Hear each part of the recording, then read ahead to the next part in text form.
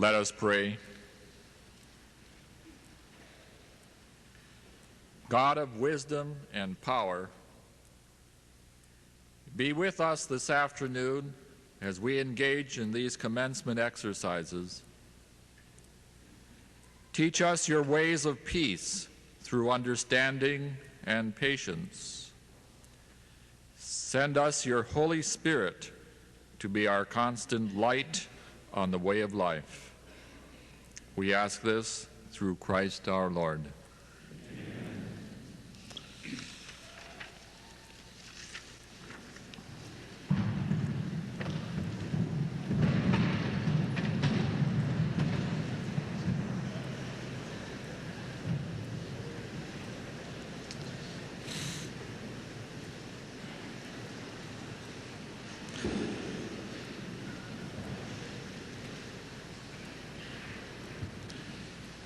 As Chancellor of St. John's University, in the name of the sponsoring Benedictine community, St. John's Abbey, and in the name of the Board of Regents, I hereby call into session this commencement convocation at the conclusion of our 127th year for the conferring of the academic degrees granted by the university. I request Father Hilary Timish, President of the University, to take charge of these exercises.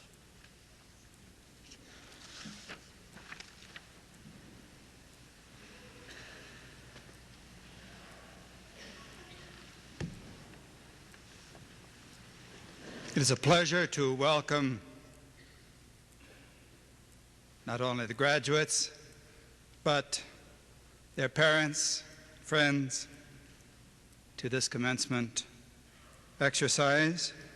I want to take this occasion, the end of this academic year, to thank the faculty and the staff of the university for their work and their dedication during this past year. I want also to thank our Board of Regents, some of whom are present today, and particularly to thank Father Abbott and the monastic community for their very full sharing in the life of the university, their support of it. Many, of course, are very much a part of it as faculty and staff members. The time has come again to say congratulations, farewell, fare onward, and Godspeed to you, our graduates. We try to make brevity the soul of wit at commencement, so I will not attempt to describe the great qualities you have individually and collectively brought to St. John's, although I'm conscious that there are many, nor take the occasion to charge you with fidelity to your alma mater's highest ideals. St. John's has been in existence long enough to have some confidence that the sum of things learned here adds up to a good education, and graduates of whom we are proud. Even though the less tangible results often take a while to become apparent. An alumnus, recently appointed a judge, remarked to me the other day how particularly he now values human and spiritual concerns that he didn't know he was learning when he was here.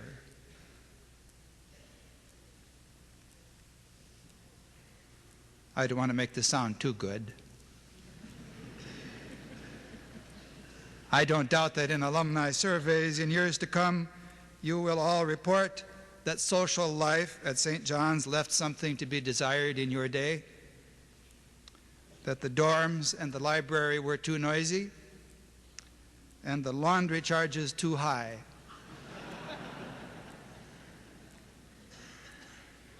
But despite these and other perceived shortcomings, I expect that you will also urge us to keep up our academic standards and continue to emphasize a balance of intellectual and social and moral education. And I hope that despite our shortcomings, that is what you have found here and will value more as the years pass. I hope you've also made good friends here, have learned to know yourselves better, and have absorbed some of that inner assurance that comes from survival in a wildlife preserve.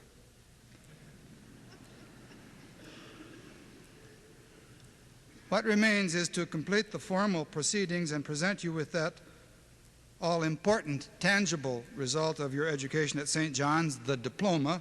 So let us move on with the program. John Keane will speak for the class of 1984. A major in business administration, he plans to return to Sioux City, Iowa, his lifelong home, which I gather is largely populated by his relatives.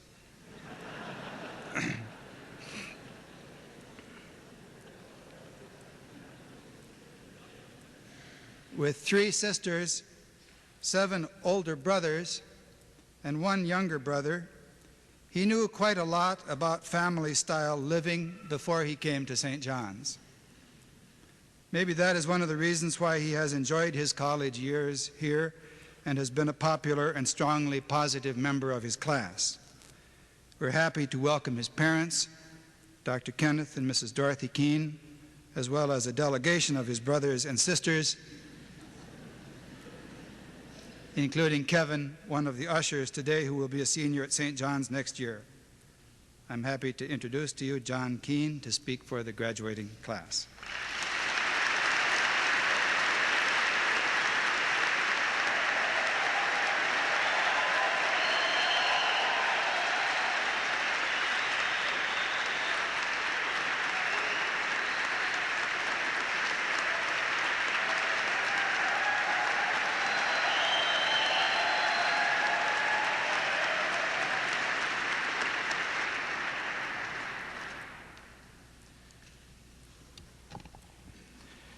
Thank you, Father Hillary. Thank you. I would also like to thank Mother Nature for giving me this cold the past couple days, so I hope you will bear with me. I would like to say hello to the people downstairs watching on the big screen. We haven't forgotten you. You know, I must say I feel like one of the monks up here with this robe on. I think they're trying to tell us something, guys. This is their one last chance to get us.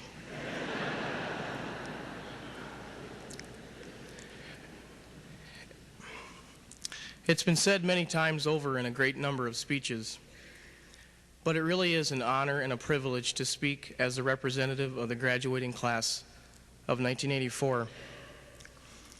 Obviously, I never dreamed of being at the podium on such a special occasion, as I remember my parents leaving me stranded here, right on the steps out here in front of the Abbey church, without a clue in the world what to do. And it makes it even more ironic when you consider that I am from Iowa.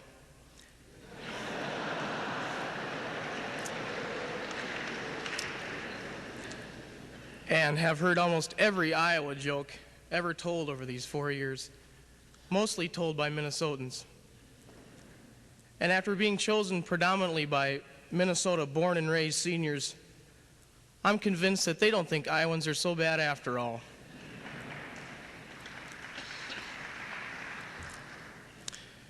Melanie Whitty was chosen as student speaker for yesterday's graduation. She's from Iowa, too.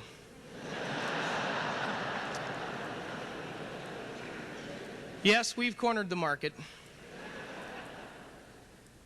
Let's lay the Iowa jokes to rest, please.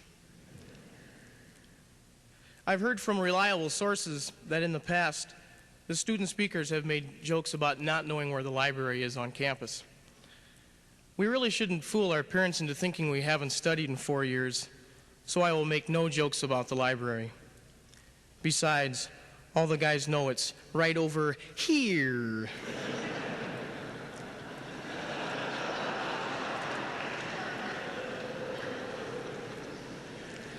Of course, by now the seniors know where everything is on campus, from Dean Spaeth's office to the butcher shop.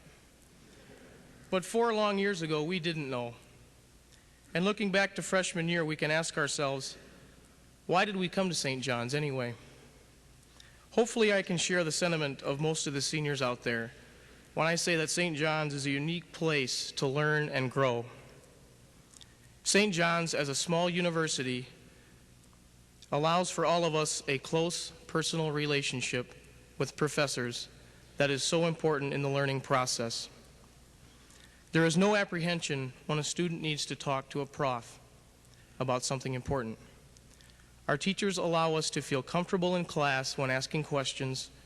They show a genuine concern for students outside of class by being advisors, and oftentimes just by being there when you need someone to talk to. They take pride in their work and make us feel good about ours. That kind of thing makes St. John's a nice place for people to grow. The community of Benedictine monks set the example for how we live as a community of students, faculty, and administration. Their way of life and the values they uphold seem to permeate the entire campus, from dorm life to social gatherings to spiritual life. We can see this kind of influence, for example, in the floor masses that many of the dorms have throughout the year. Getting together on Sunday nights at 10 o'clock with all the buddies on your floor and going into the study lounge for a mass with your faculty resident makes a great way to start the week. Or maybe rounding up some of the guys from the Earth Homes and going to Roman's house for a mass and some homemade soup. He would tell us what St. John's was like when he was a student. 50, 60 years ago.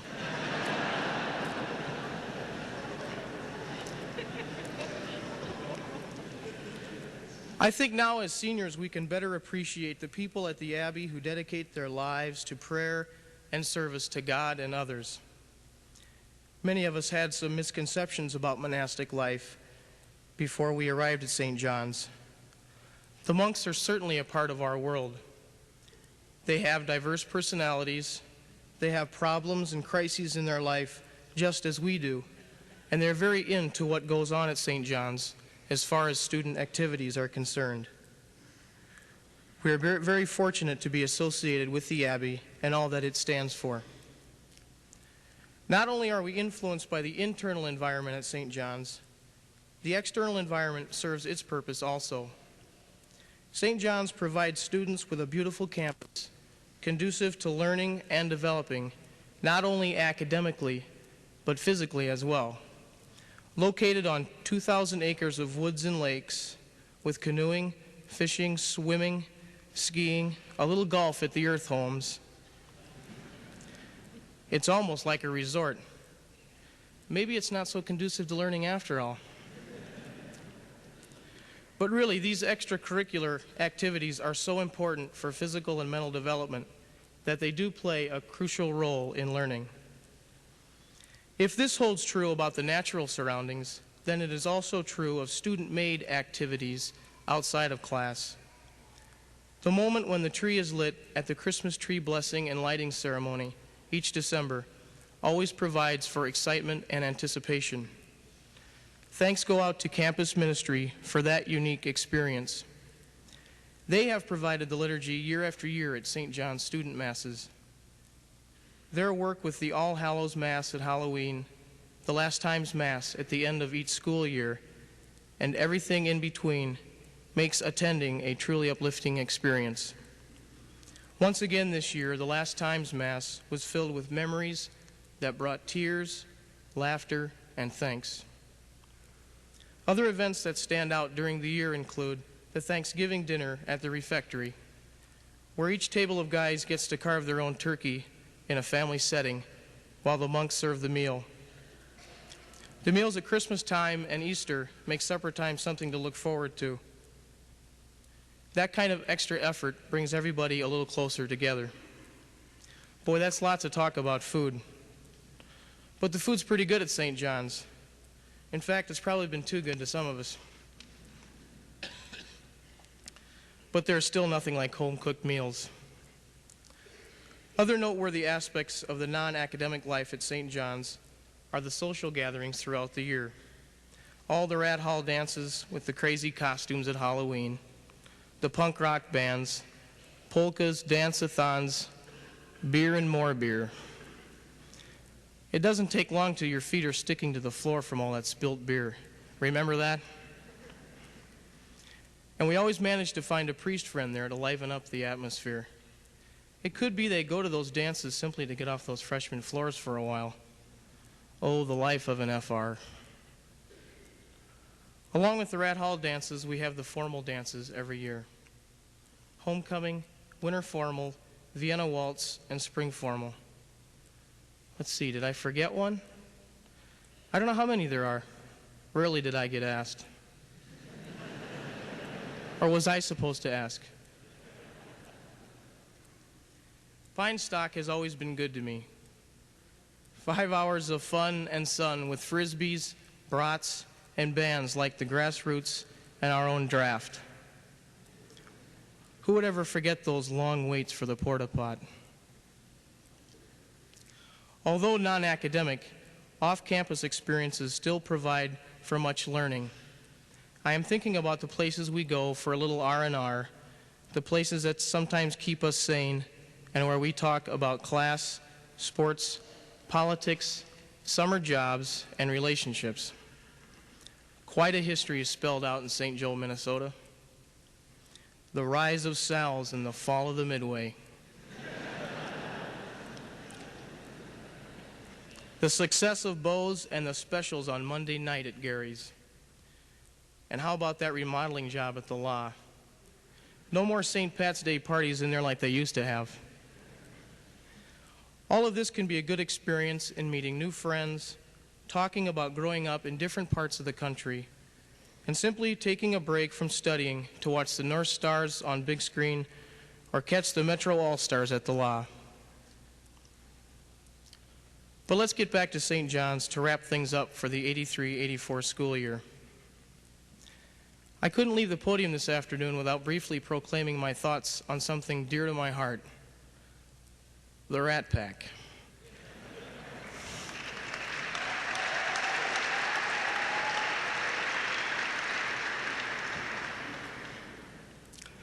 I've seen the rats in their good times and in their bad, but I feel there's more to the rats than meets the eye. Besides being loud and spirited at every home game, I saw especially this year a genuine fire-up on the part of the pack and the crowd in general. I could see that the people weren't afraid to show some enthusiasm and forget for a while what other people would think. Too often they feel inhibited about doing what they want to do.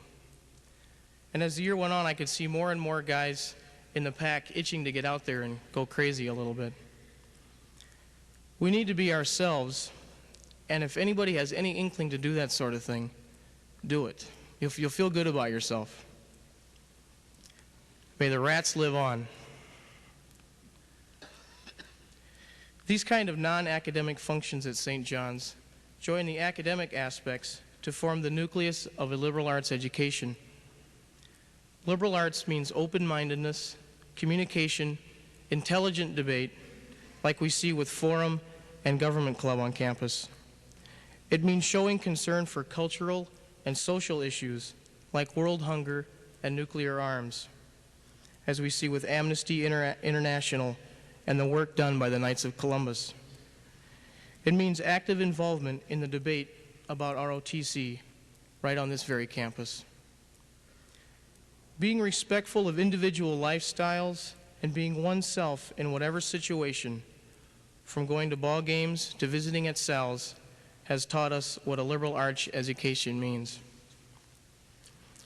We pull together these academic and non-academic aspects, and we see a well-rounded, knowledgeable, sensible, sensitive person. We see a concerned, compassionate, involved person. And with this foundation, we can take the things that we've learned from classroom instruction and the personal contact with teachers and nurture them in our own chosen fields. We can take what we've learned from living in a Benedictine community, that of strengthening our values, morals, and spirituality, and put those to work helping others. And finally, we can take the things we've learned from friends and relationships outside of class and use them to strengthen current friendships and also make new friends. Making this transition once we leave St. John's will be easier if we just remember to be ourselves and take pride in whatever we do. I would like to thank the seniors, and especially my closest friends, for all that they have meant to me these last 4 years. And I pray that God will bless me in the future with friends like all of you, and may we always keep in touch. Thank you.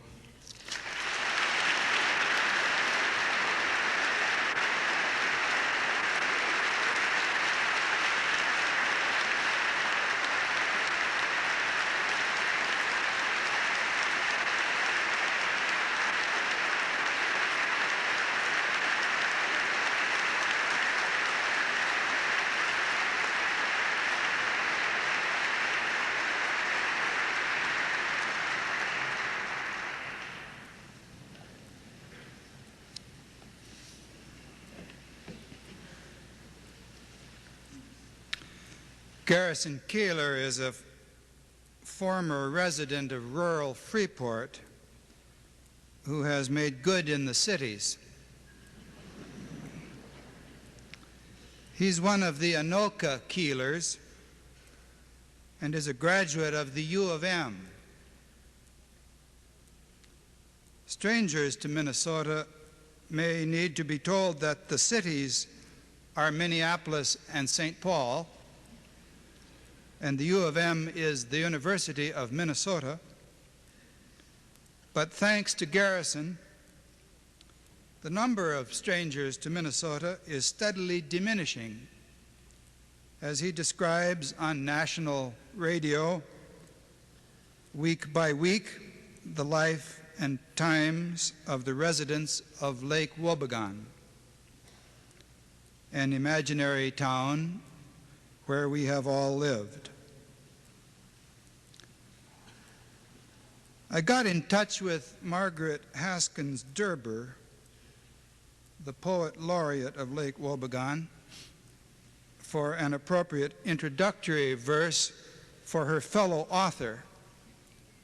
Garrison has written for many years for the New Yorker and the Atlantic Monthly, and he's published a collection of his work and is at work on a book at present. And she supplied me with the following quatrain. On this festive commencement day, we put aside our work and play and gather to contemplate the realer side of life as seen by Mr. Garrison Keillor.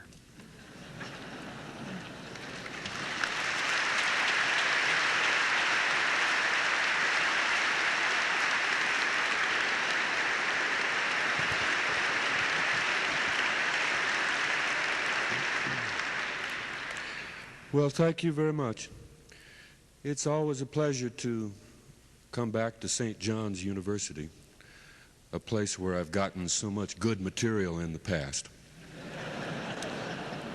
and always with hopes of more. My career in comedy really began when I came to work for St. John's, and I've supported myself for years telling stories about a little town north of here based on a lot that I learned right around here, and I'm very grateful for it.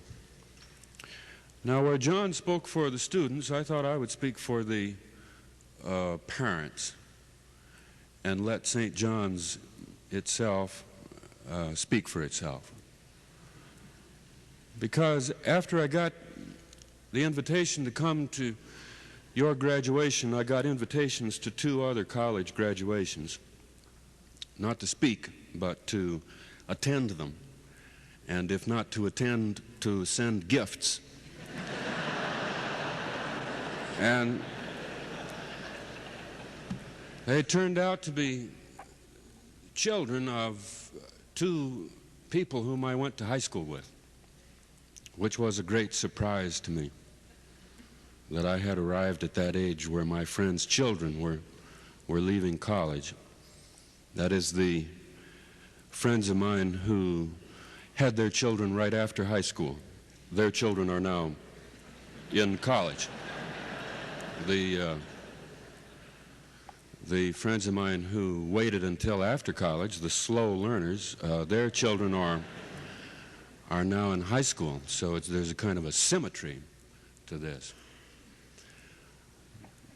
One of them is the daughter of a boy whom I rode around with in his 1957 Oldsmobile, which was pink, and had a terrific chrome job, and had a custom air horn, which when you pulled the wire under the dash made the sound of the moo of a cow, which made us much in demand. And the other graduate is the daughter of a girl whom I once danced with on the grass at night outside the roller rink, because neither of us skated very well. And it was a memorable evening, and I always meant to dance more with her in the future, but for some reason never did.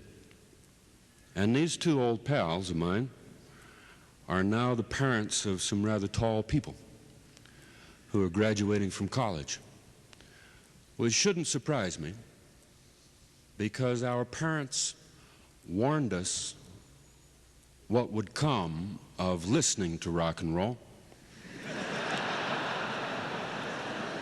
And of course, after you have babies, they grow up. And in any case, it's a very pleasant surprise to know grown-up people whom you've known all their lives and before, when they were theoretical and their parents were considering having them and discussing it.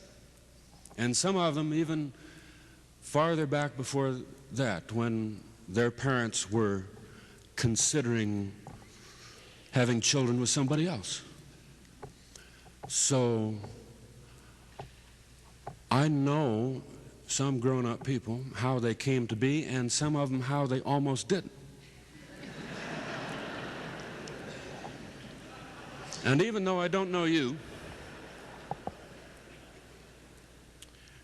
don't know if you were the result of logical planning or were the result of someone's high spirits. I would like to speak for your parents, and if I'm wrong about anything, they can tell you later.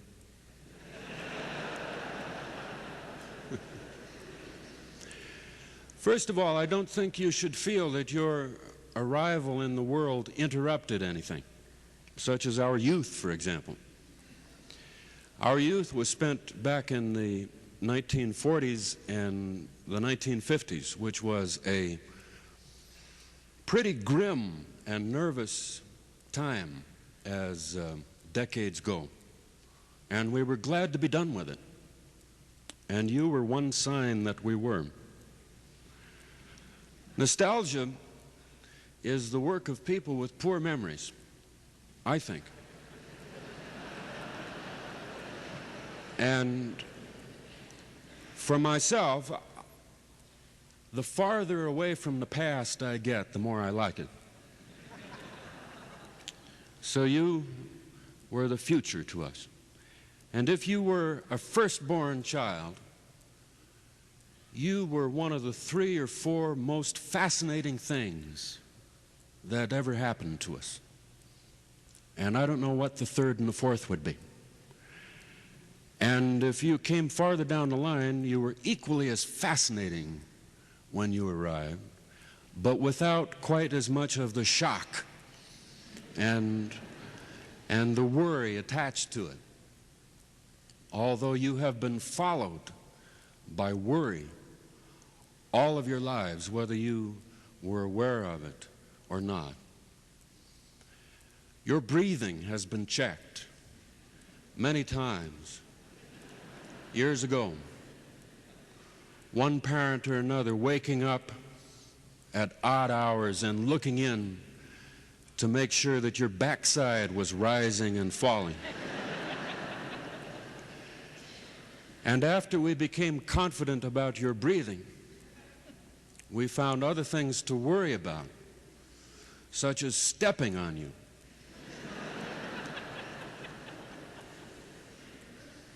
Some pretty fancy acrobatics have been worked by parents of small children. And even now that you are decked out in your regalia and about to receive degrees, we are all wondering if each of you has a clean handkerchief. I know that I am.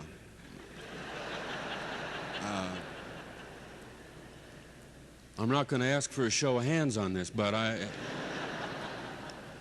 it is on my mind. And so, we're surprised that you did so well. And if this were not commencement at St. John's University, but if instead it were, say, Visitor's Day at the Reformatory,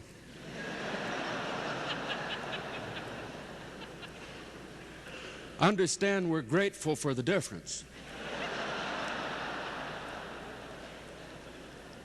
But if it were Visitor's Day,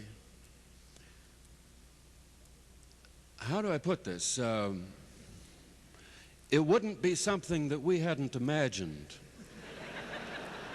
in the past, which doesn't mean that we have any doubts about you, but only doubts about ourselves. Because my generation was not the brightest that ever came down the pike.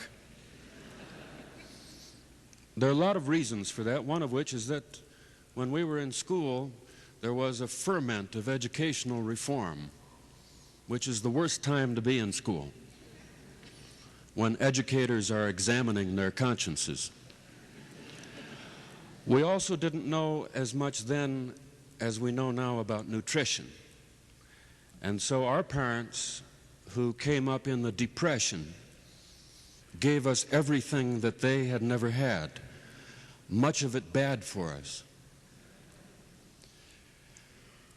And so we've never been quite sure how good a job we were doing. Parenthood doesn't inspire a person with confidence or make you feel brilliant or capable. In fact, it makes you feel as if you're always a few steps behind. Sex education, for example, took great leaps forward too late for you, after you had already pretty much learned whatever you were going to know for the time being. And though we wanted to teach you about it and have it be something that was natural, that people could talk about openly and not be the dark, mysterious thing that it was with our parents, when you indicated interest, you were so young, and we were so shocked that we didn't say much more about it. And now that you're graduating, we assume that you know, and it's a great relief.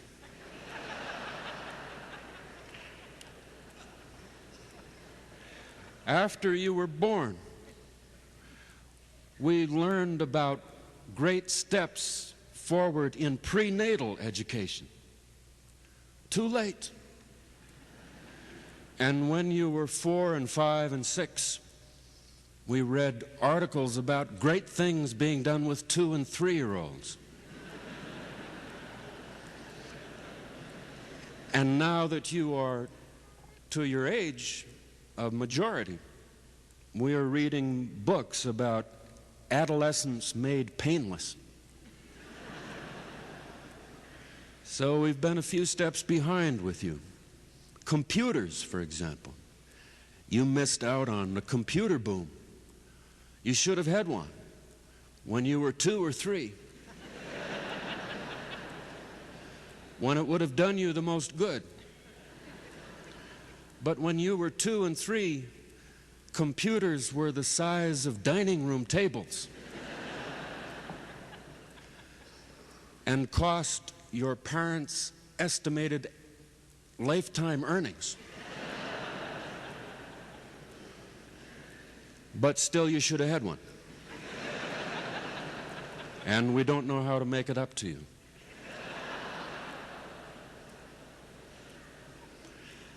Ever so often, we have thought about the alternative. What if, instead of having children, we had enjoyed a lifestyle?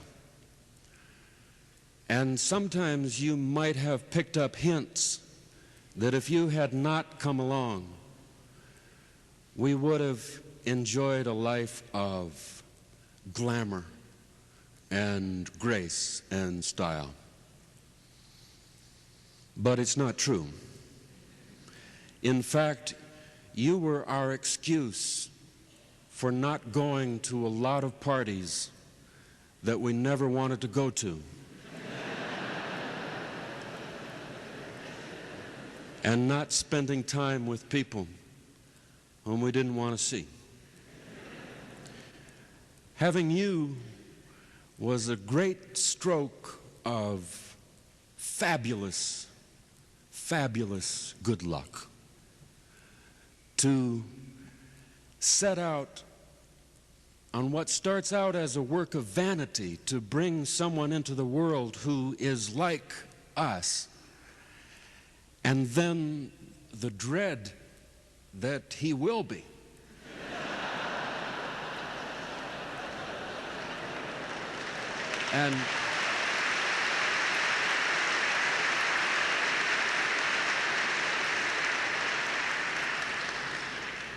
And then the satisfaction that what you have got is an individual who can surprise you with qualities that are not your own is a great way to spend your middle age. It focuses your attention in all sorts of wonderful ways. It helps a person to look forward, and we have done that. We've looked forward all the time. We looked forward to when you would walk, and to your first words, and to your first sentences and paragraphs. And some of you were still waiting for the paragraphs, but we've looked forward to your studies and to your music, and we've looked forward to your independence, as painful as it may be, knowing that only when you walk through that door can things come full circle, and you come back, Lord willing, sometime, and forgive us, and we reach some kind of peace and go on to something else, like friendship. You've also been someone whom we loved more than we ever thought we were capable of loving. We were amazed from the moment you appeared at how fiercely we felt about you, and always have. And I'd remind you that your mom and dad and I are not of the generation of flower children that spoke very easily about love and wrote all those songs. The summer of love, when people put flowers in their hair and went to San Francisco, was in 1967, and Woodstock was in 1969. Your mom and dad and I came along a little bit too early for that. We might have worn a few beads here and there, I don't know. And you might find photographs of us with kind of surprising hair. But we didn't get in on that. And talking about love and our love for you has never been our strong suit. So let me leave you with this old song, which I'm not going to sing, from our day, and give it to you as you leave. There are places I remember all my life, though some have changed. Some forever, not for better. Some are gone, and some remain. All these places had their moments with lovers and friends I still can recall. Some are dead, and some are living. In my life, I love them all. But of all these friends and lovers, there is no one compared to you. And these memories lose their meaning when we think of love as something new. Though I know I'll never lose affection for people and things that went before, I know I'll often stop and think about them. In my life, in our life, we loved you more. So God bless you as much as He blessed us with you, and thank you.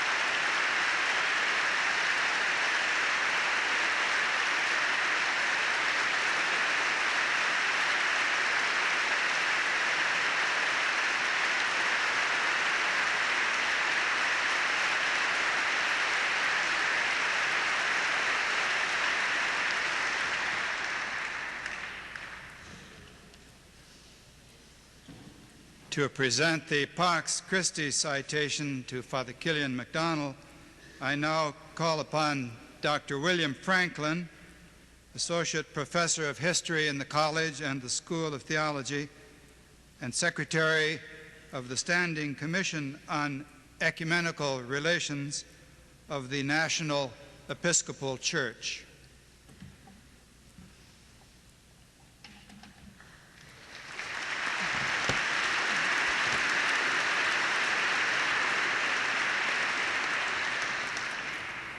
The 1984 Pax Christi Award to Killian MacDonald. Over the centuries, Benedictine monasticism has been distinguished by the search for human unity. In his rule, Benedict instructed his followers to seek, to understand, and to respect that each person's human differences and needs must be accounted for in communal life.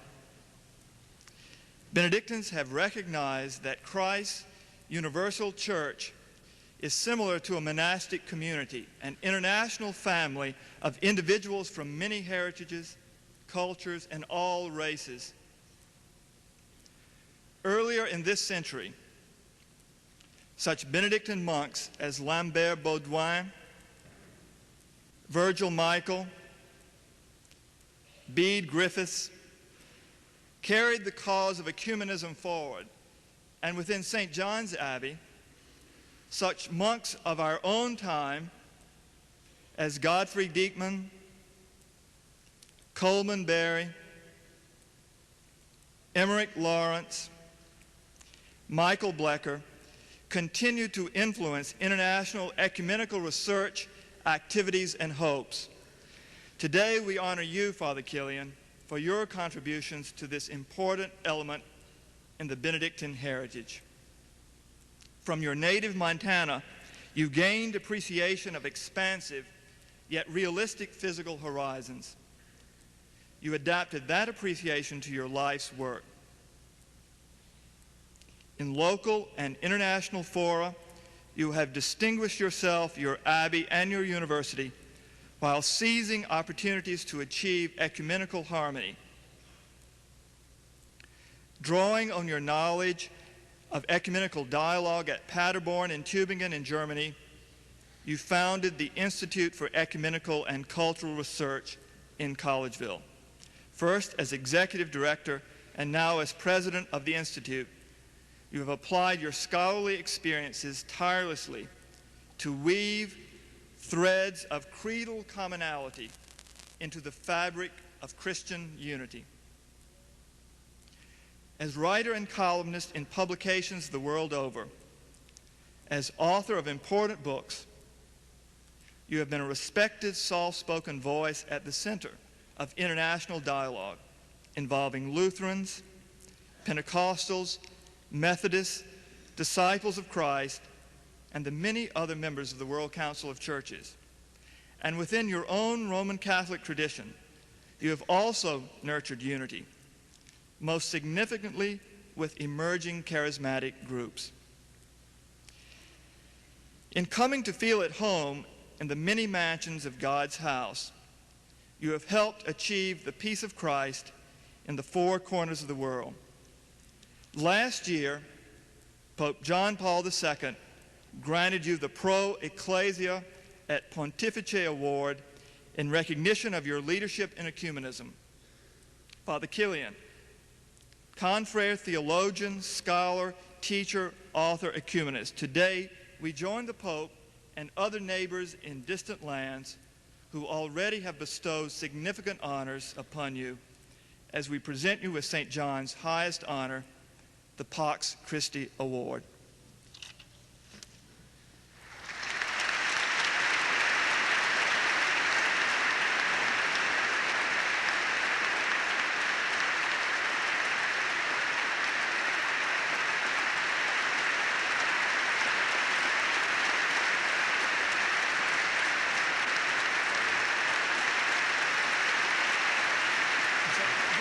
This isn't very well bound, but it's it. And I'll take this if you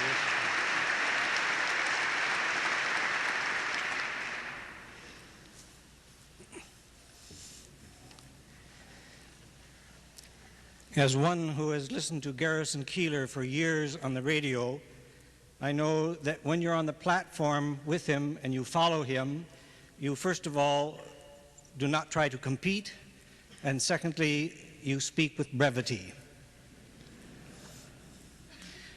I'd like to take this opportunity to thank the university community, the monastic community, most especially the abbots of the community under whom I've worked, Abbot Baldwin Dworshik, Abbot John Eidenschig, Abbot Jerome Tyson. I want to also thank the members of my own monastic community. Thank them for the special opportunities that they gave me for education. Thank them for the support they gave me for my projects.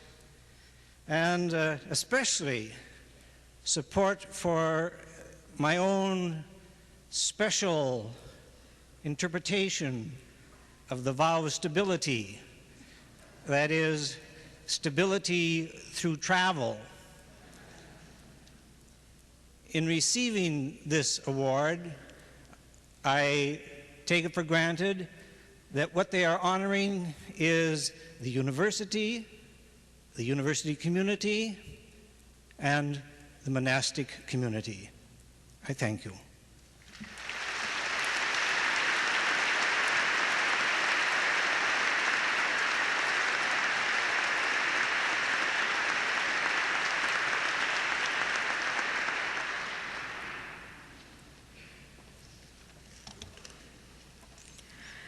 Will the candidates for all degrees please rise?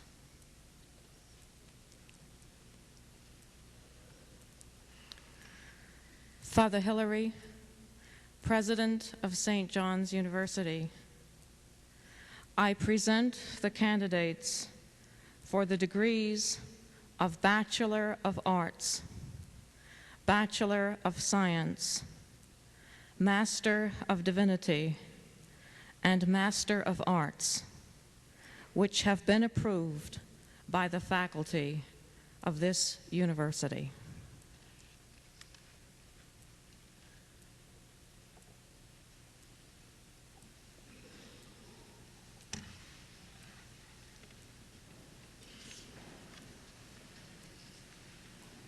By virtue of the authority committed to me, I confer upon you the degrees of Bachelor of Science, Bachelor of Arts, Master of Divinity, and Master of Arts, which have been approved by the faculty of the university and for which you have been recommended.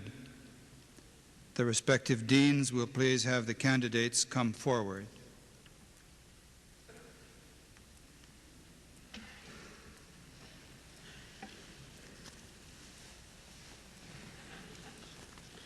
The degree of Bachelor of Science egregia cum laude is conferred upon Daniel Frank Riley and Paul Charles Livermore.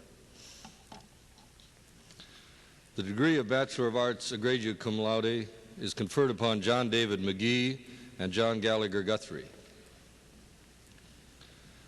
Bachelor of Science summa cum laude, Neil Joseph Bott and Jerome T. Will. Bachelor of Arts summa cum laude, Mark Froby, Lee S. Loudon, David James Patullo, J. Thomas Vitt. Bachelor of Science magna cum laude, Joseph Michael Chenard, Patrick J. Herzog, Lee James McDonald, Henry Joseph Miller, Robert J. Miner, John Paul Wehoff. Bachelor of Arts magna cum laude, Lawrence Gerard Mulhern, Jean-Luc V. DeSalvo, Michael Allen Haru, John Allen Coy, Thomas G. McLeod, Michael John Muhlenbein, Jack Perry, Joseph Michael Rader, Gerard Burke Sullivan.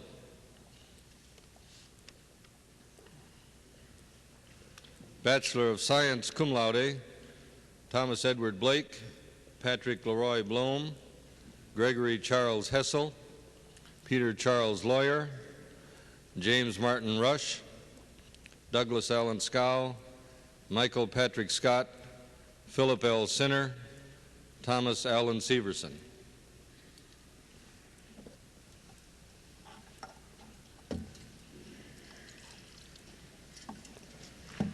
Bachelor of Arts cum laude, Christopher James Banachie, Robert Louis Brott, Mark William Delahanty, Stephen John Gravel, William Matthew Lees, Mark Andrew Molitor, Patrick Wayne Zetzman, Randall John Zimmerman.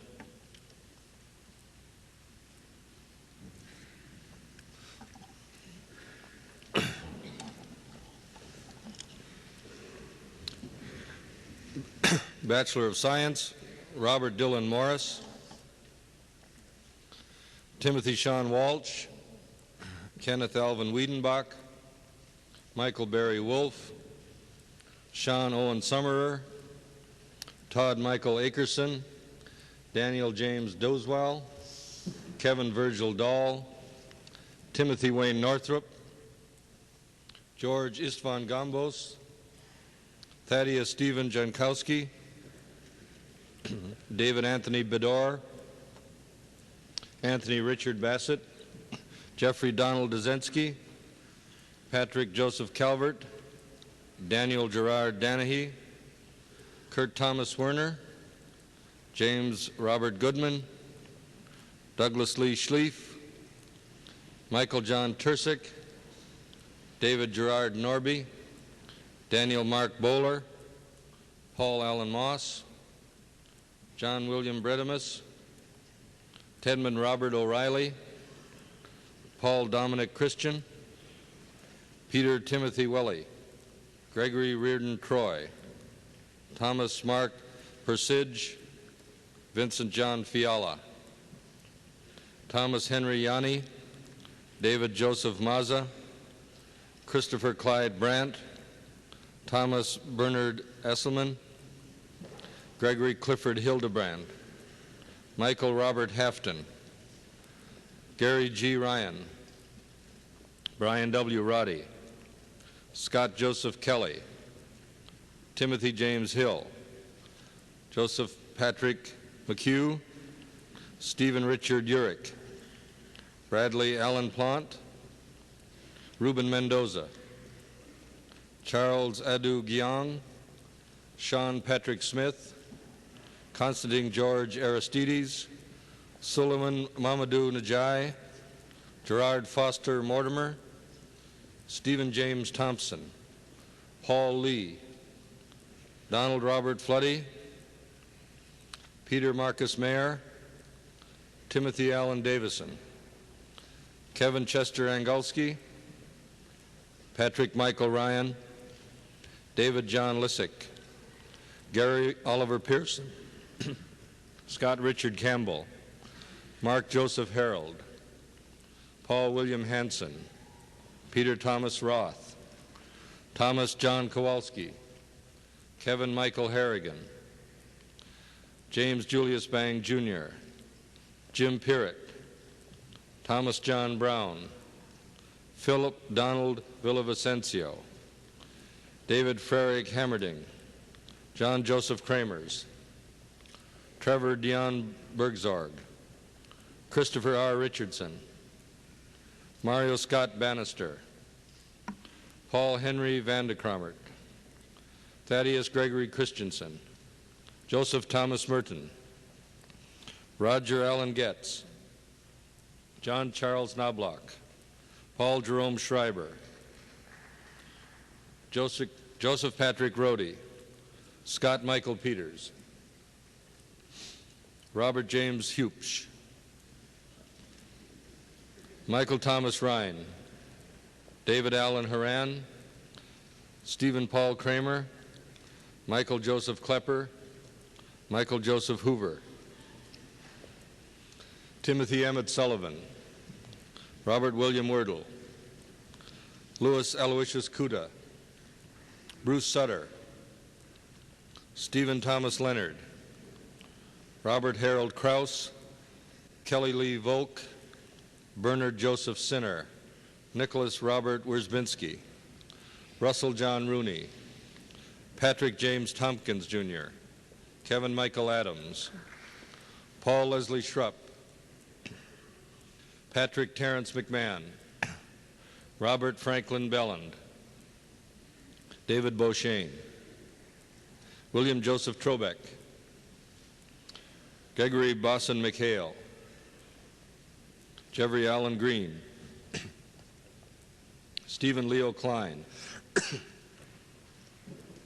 Donald Michael Bergman, Michael Allen Molitor, Dean Allen Roll, Wing Hang Locke, Joseph Patrick Reif, John Anthony Podolinsky, Thomas Francel Mulvihill, Robert Francis Mock Jr., Paul Andrew LaFrance, David Mark Washa, Jeffrey Gerard Zander, Timothy John Sweeney, Michael Bennett Conlon, Robert L.D. Zenner, Jeffrey Patrick Kramers, Thomas Joel Freichels, Robert James Meyerhofer, Patrick Philip Kennelly, Second Lieutenant Terrence Dolan, David Allen Malmstrom, John Paul Bresnahan, Mark Francis Tingilly, Terrence Philip Leidendecker, Michael Edward Ryan, Mark William Olmsted, Timothy Joseph Coughlin, Michael John Becker, Kurt John Pates, William Patrick Lynch, William Richard Hennessy, Christopher Thomas Biggins, Timothy Murphy McGowan, David John Kowalska, James John Byrne, Michael Joseph Schnobrick, Brad Allen Paschke, Terrence Joseph Knowles, Mark Joseph Kinney, Kevin Andrew Dunn, Paul Joseph Seifert, Jeffrey Thomas Sheets, Kurt Christopher Meyer, Gregory Mark Hymans, Jesus Martin Salazar, Michael James Huberty, David Lee Bartlett, Thomas Allen Hammer, Michael Joseph Brattensburg, David Walter Tiffin, Mark Curtis Broadwell, Jason Bradley Wilkinson, Alan Roger Carlson, Thomas Eugene Kramer, John Peter Vasholik, Timothy John Hennon, Greg Allen Engel, Scott Michael Meyer, Daniel Michael McDermott, Dennis Lee Katniss, Daniel Joseph Lilly, John Peter Fahey, Paul Linus Stifter, Douglas Allen Schmidt, David Leo Traurig, James Russell Garnis, Steve Paul Reese, Scott John Loading, David James Emanuelson, Kevin Merle Olander, Thomas John Robush, Paul Carl Martin, Robert William Nivold Jr., Joel Patrick Eichers, Reed Robert Olson, Bernard William De La Rosa, James Herbert Steffel, Stephen Hilaire St. Marie, Mark Laliberty, Michael Paul Fauch, James Thomas Kravalek, Mark Christopher Stoller, David Lee Drips, Paul Anthony Beskar, Jerome Edward Eklund, Timothy Mark Kodrowski, Robert Joseph Enck, Peter Anthony Stark, Todd Lincoln Erie, Brian L. Winchittle, John Michael Graham.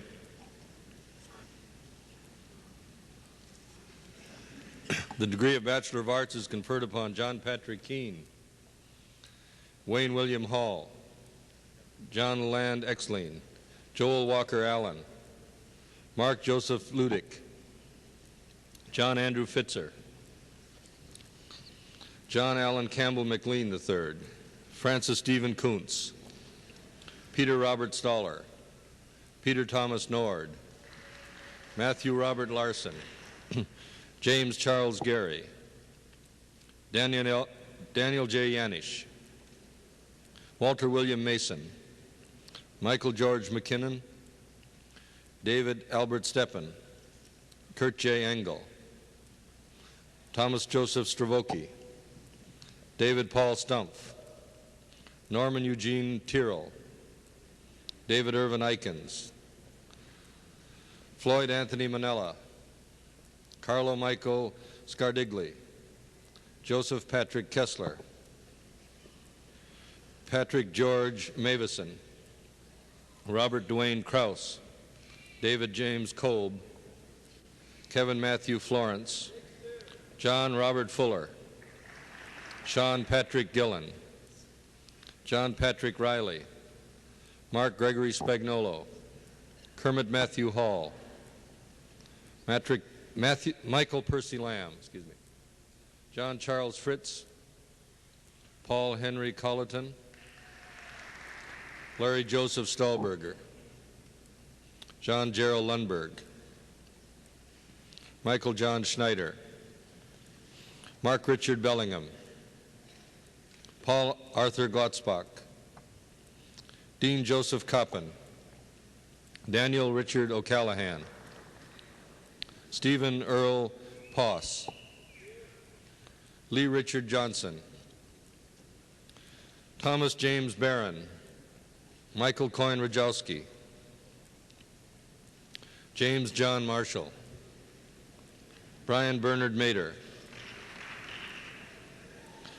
Douglas Gerard Beamer, Daniel Joseph Rapinski, John Eric Cutilla, John Peter Winchittle, Patrick Joseph Andres, Brian John Smith, Mark Galen Weiser, David Lee Brauman, Anders Eugene Euland, Stephen Michael Murray, Daniel Andrew Durkin, Sean Patrick Sullivan, James Joseph Loy, Joseph Edward Ramier, Jamie Paul McDonnell, John Paul Lincheski, David Russell McKenzie, John Patrick Tate, Thomas John Condon, James Gerard Condon, Gregory John Lawler, James Ernest Gerster, Robert K. Morey, Christopher Anthony Lanavi, Patrick Michael Loney, Daniel Brian Kling, Stephen John Sudbeck, Jerome Anthony Plonsky, Robert Allen Volbrecht, Jeffrey Martin Albrecht, James Elmer Kopp, Patrick Terrence Wenner, Paul Christopher Forsyth, Paul Daniel Coughlin, Thomas Paul Dunn, Anthony Edward Pilch, Daniel Joseph Hughes, Brian Norbert Lenz, Michael Joseph Cristoforo, Dean Arthur Sleddy, James Francis McHugh, Thomas William Jakeway, Thomas Lee Dietz, Christopher Andrew Neeson, Peter James Fogarty, Robert Allen Elfstrand, Daniel John Ryan, Hans Beeman Alwyn, Thomas Scott Henderson, Paul Lewis Prejan, Paul Damier Williams, Mark Joseph Giura, George Angelo Natoli, James Thomas Becker, Gregory Austin Ness, John Patrick O'Neill, Michael Keith Hickey, George Thomas Donovan, Michael Luke Schultz, Eric John Palm, John Edward Lyons, Stephen Christopher Larson, Craig Sheridan Miller, Nicholas John Kozlak, Michael William Spots, David Gerard Holm, Mark John Tyson, Robert John Weber, Paul Anthony Bruckner, Paul Matthew Hushin, Marty Lombardo, Michael Stephen Brown, Robert James Ellenbecker, Jeffrey Carl Winchittle, Martin Edward McCaslin, Brian Charles Smith, Kevin O'Donnell Lefebvre, Michael James Slaughter, Michael James Smith, Kevin John Murphy, Thomas R. Cannell, Robert Thomas Meekin, Troy Lee Amaris, Robert Alvin Crone, Jr., Patrick Lon Gallagher, Thomas Allen Henning, Daniel Edward Steichen,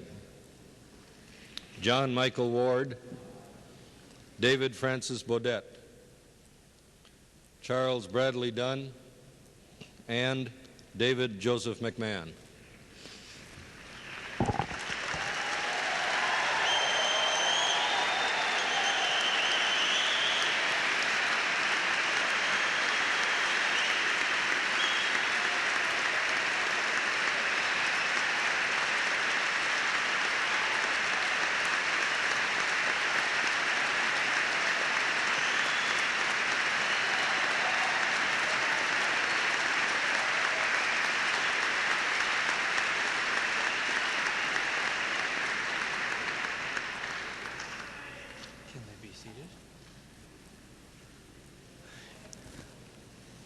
You may be seated.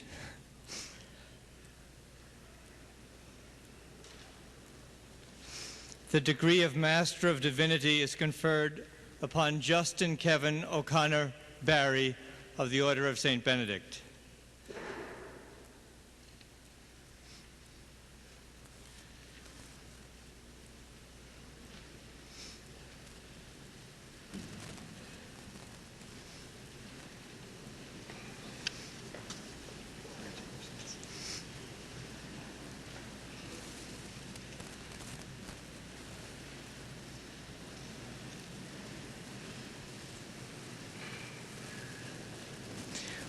William Finley Gavin,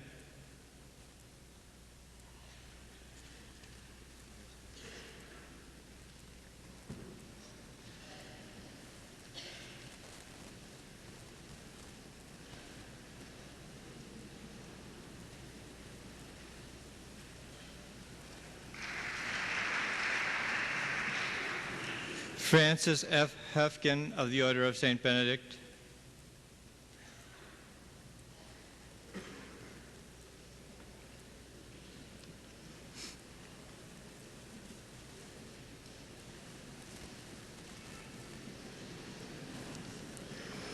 Gary Michael Holtai,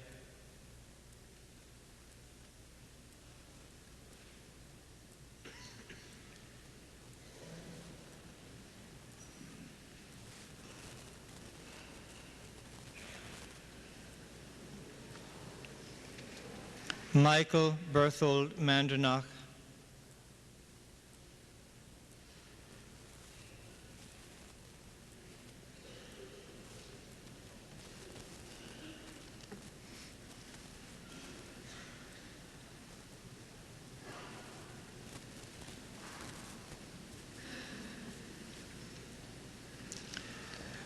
Robert M. Pearson of the Order of St. Benedict,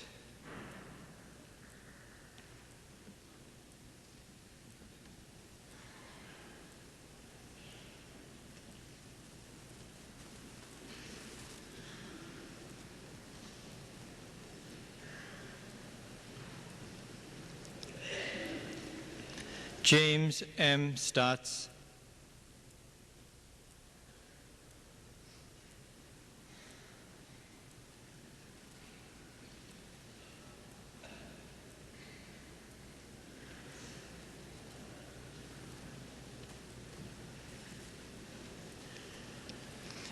Alan M. Wilinski,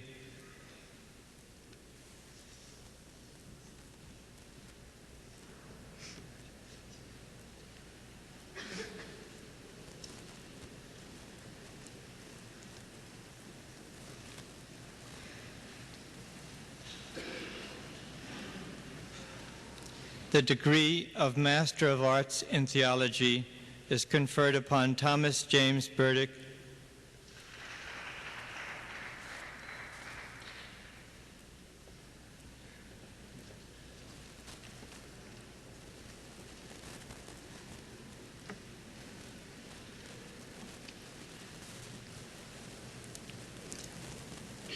Laura Marie Vogt Lincoln,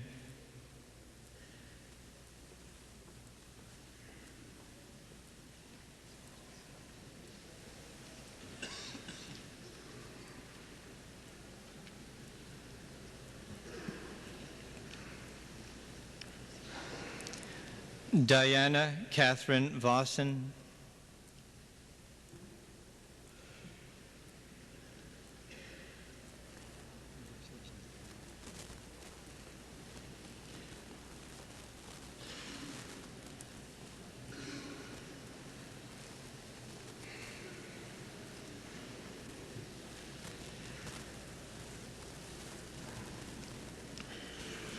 William Regis Warner,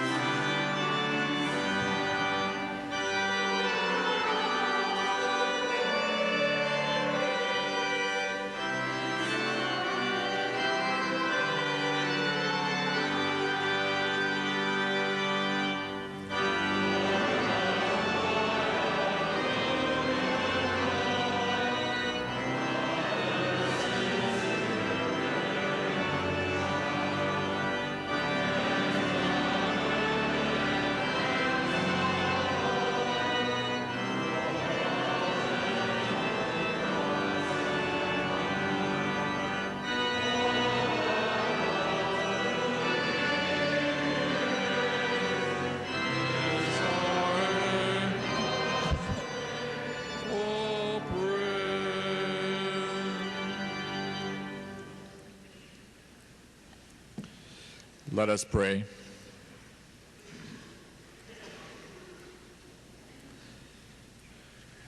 Heavenly Father, we thank you for these graduates. We ask you to bless the many people who have assisted them in the achievement of their educational goals. Make these graduates fruitful as they serve the causes of lasting peace and loving community, you who reign forever and ever.